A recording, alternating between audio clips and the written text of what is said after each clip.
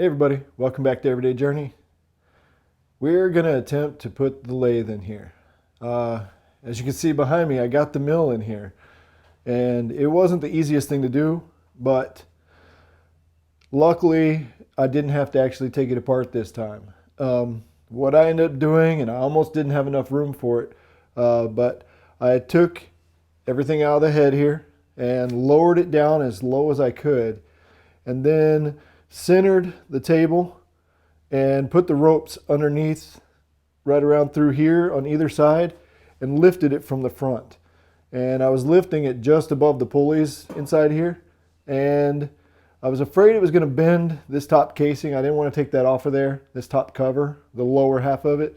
I didn't want to take that off, so I was afraid it'd bend it, but it didn't, luckily. I did have to, because it wanted to tip forwards and it wanted to run all the wheels into the engine hoist that I was using. I had to put a ratchet strap around the top of it, around the column, and then attach it to the chain and pull it that way. So it balanced it out a little bit better, but still wasn't that great. But today I'm going to try to get on camera my attempt at putting the lathe in here. I've already gotten it disassembled from the previous place, and now I got to get it out of the trailer, get it in here, and I'll show you guys how I'm doing it so that maybe you can learn from my mistakes, or maybe even you can see how that it can be done with just one person. So hopefully get nobody killed in this, mainly myself, but let's see how we do it. I almost forgot, I gotta make room. I'm planning on actually putting this right here where all this crap is behind me. So let me get that out of the way real quick, and then we'll attempt to move it.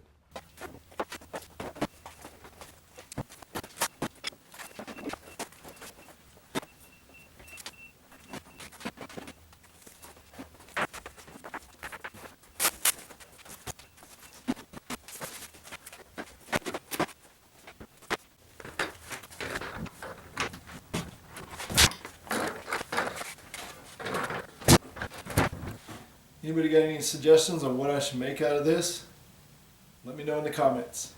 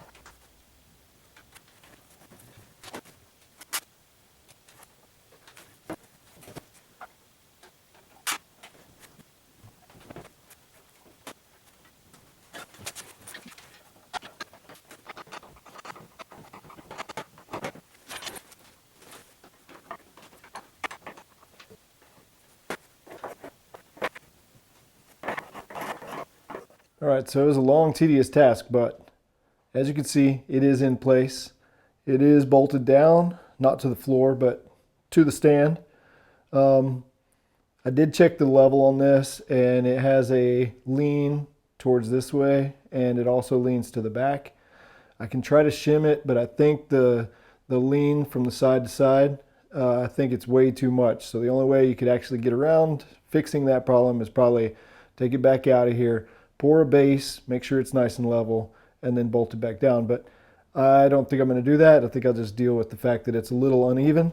I do have power, 110 power here for the DRO and the light, but I still need to power both these machines up. I don't have 220 wired into the shop. I do have 220 available to the shop. It's just not set up to have any 220 plugs or outlets anywhere. So I'm going to have to do that later.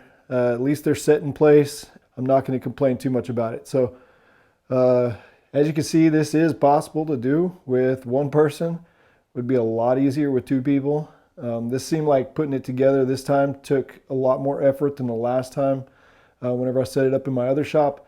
And I'm not really sure why. I think it's basically just me getting lucky for putting the ropes on here to get this thing balanced. Before I did a lot better job at that.